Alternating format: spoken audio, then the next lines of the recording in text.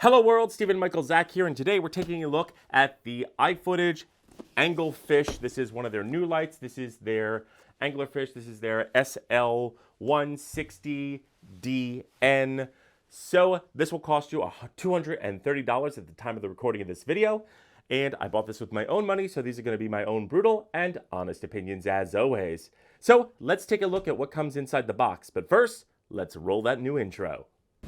My own brutal and honest opinions as always. This is new to me.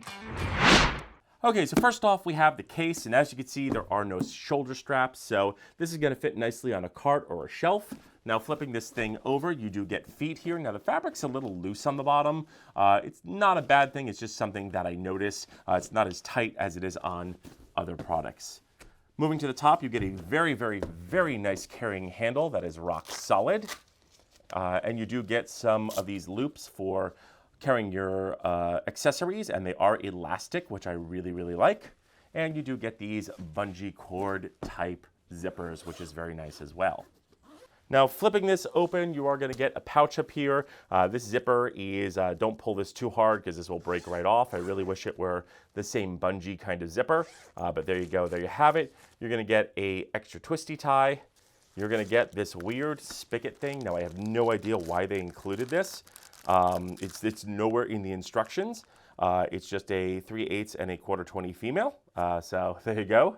That is included for some reason. And of course, you get your instructions and your warranty card and all that fun stuff. Now, right away, looking inside the box, it is this injection molded stuff. I am not a fan of this. As you can see, it is already starting to chip away, even as I'm opening this for the first time. And you have to roll this cord up absolutely perfectly. Otherwise, you're gonna have a hard time getting it in the case. They do give you a very nice, what I call computer cord. It is a nice gauge, and basically is like the back of a computer. So that is nice, but again, not thrilled with this. And again, it's this foam that will probably peel over time. My advice is just take this and throw it in the top and close it and call it a day. Don't bother with this thing. I would leave this at home. So inside here, we do have a nice power pack. Again, yes, it is got a barrel plug, so yes to DTAP. It's got its own straps here, which is which is nice.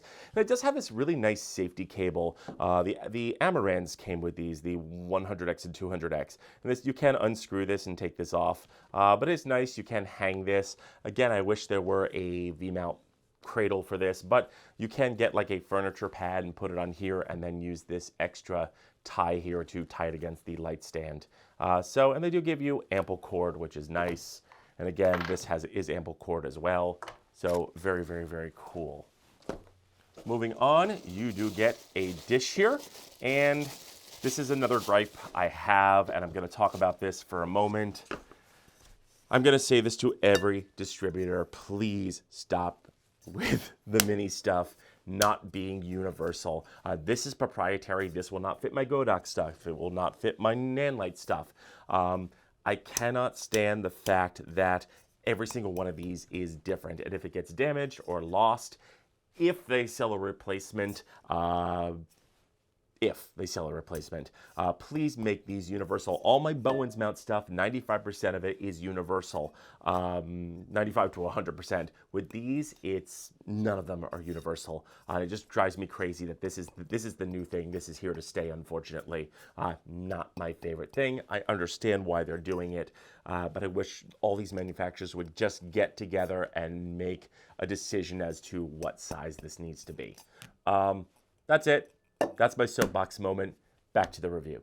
And finally, we have the compartment with the light here, and there is a little piece of foam here to protect that. So let's talk the construction of the light. Now first, there is no cap on the front, which is very, very, very surprising.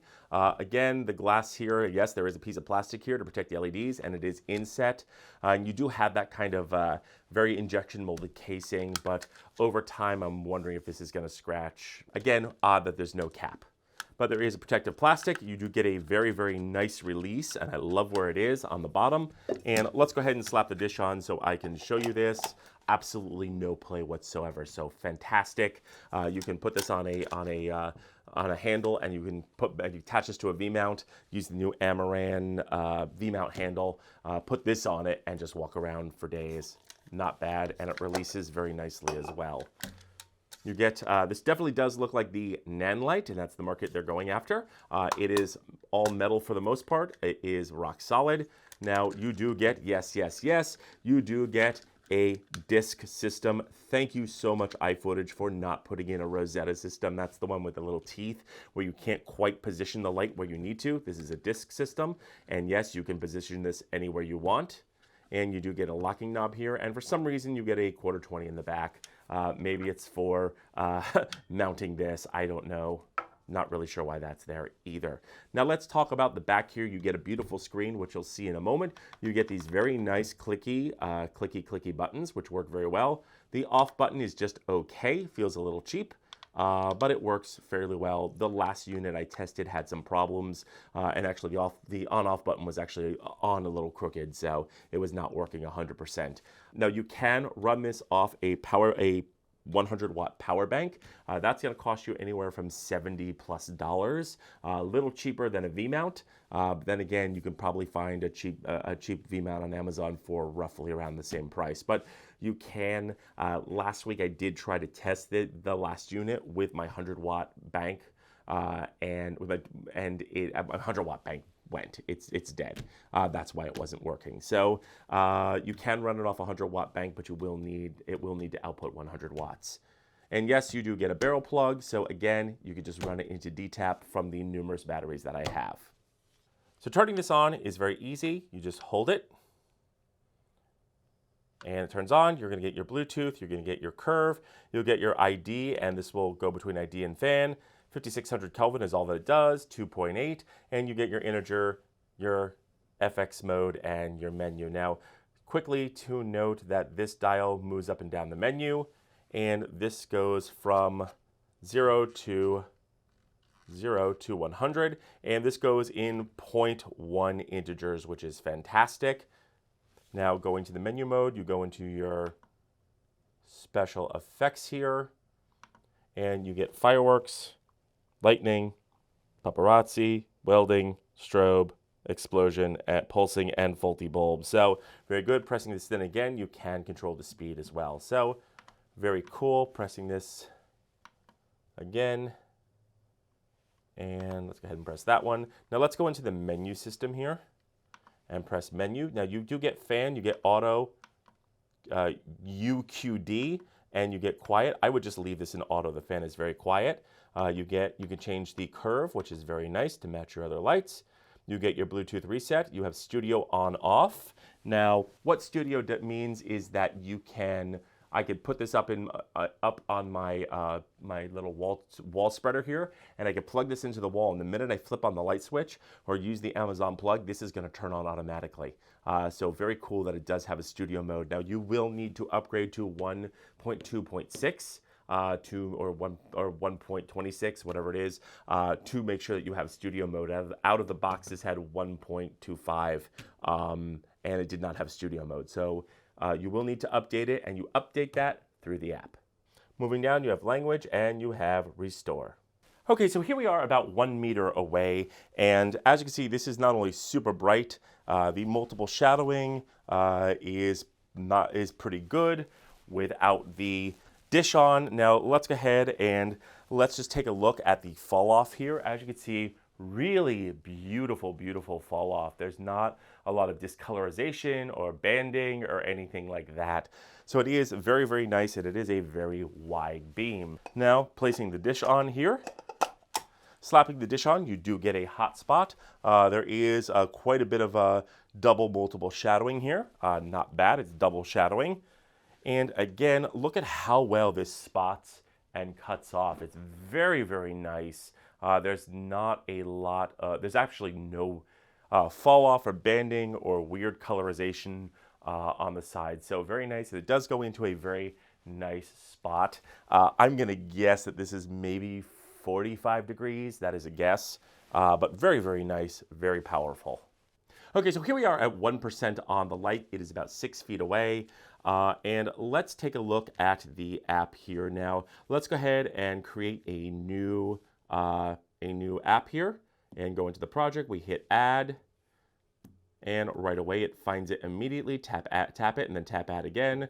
Go into project 4, and here we are. Now we do get control. We get an overall control, and we get individual control. My guess is the more lights you have, the more boxes will appear. You get a quick on and off. You can tap these and type in your integer after you hit erase. We'll keep this at 1% and hit return. Now you can go ahead and hit this gear and rename it. We don't need to do that. We can go ahead and hit, you can hit add new lights. You can hit this diagram, which opens up kind of this aperture light diagramming program, which is very nice to have. Press the arrow and you get your dimming curve, again, your integers. Then we get our special effects. So we can go into our special effects mode, which are again, fireworks, lightning, welding, strobe, paparazzi, pulsing explosion, and faulty bulb. And let's go into, and surprising that they do not have a fire here. That is very, very surprising that you don't get fire here. So let's go into faulty bulb. And again, you control the frequency and all that stuff. So you do get some control. Now here is the other special effect, and that is music.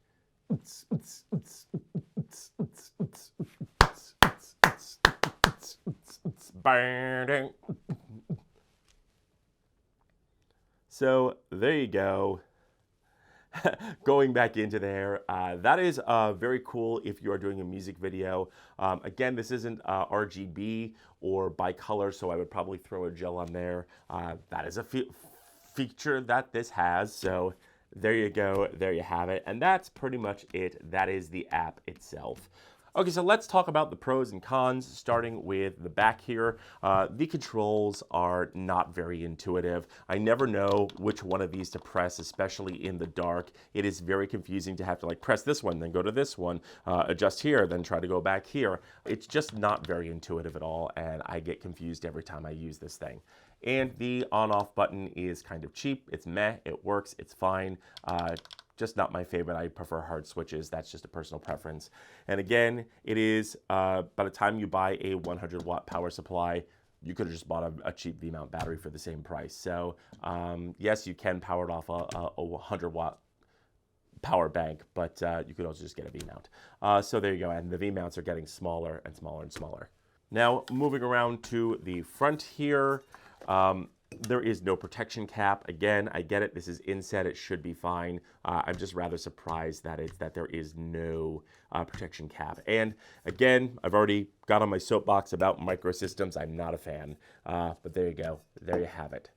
And lastly, I do wish that this little knob here were a little bit longer. You almost have to screw this to the point where it's coming out in order to slide it over a light stand. So it just needs to be a little longer, but that's an easy fix. That is replaceable.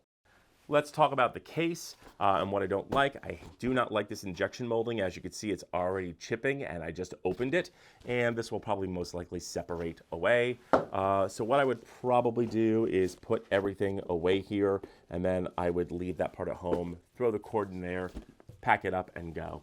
And also just to note that this is not as tight as I would like it. It's fine, but it could catch and snag on something. If you rub against a rough surface, it's not tight. So there you go. There you have it. And lastly, I have no idea why they included this. Now, talking about the power bank, there is no, you do get this little Velcro thing to wrap around the light stand, and you do get this thing, which again hangs and bobs and spins. So I would just get a furniture pad, use this, you should be good to go. Now, from the cons to the pros, let's talk about everything that's good. Let's start off with the fact that there is glass on the front. The fan is incredibly quiet. You do get some nice buttons here on the back, loaded with some very nice special effects. You get that music mode, that's fun. The app works fairly well. Not the best app, but not the worst app. I would actually rather use the app than use the controls on the back. Very, very nice. You do get that studio mode. You can change the curve. You can go up in 0.1 integers. It is a very nice quality light. So really nice there. Rock solidly built. Thank you so much, Ifootage, for putting in a disc system and not that Rosetta system with the teeth where you can't quite get the light into the position that you need. I don't know why people do that, but this is very nice, nice ratcheting handle, very, very, very nice quick release. Love the fact that there's no play, and I like where the quick release button is, easy to find. And yes, I can run this off a V-mount battery. So super awesome, very, very, very happy with this. It is a rock solid light. And a quiet one. So there you go. There you have it. This is definitely a great tool if you're in a studio or doing narrative film work, or you're a run and gun shooter, or you're someone like me looking to go lighter. This is a pretty good option. So those are my thoughts, but I want to know yours. So leave your questions and comments in the notes below. Also, don't forget to like, share, and subscribe. And don't forget to mash that bell button to be notified when we drop a brand new video. And feel free to use the links below, as it helps out the channel. I'm Stephen Michael Zach, and this is new to me.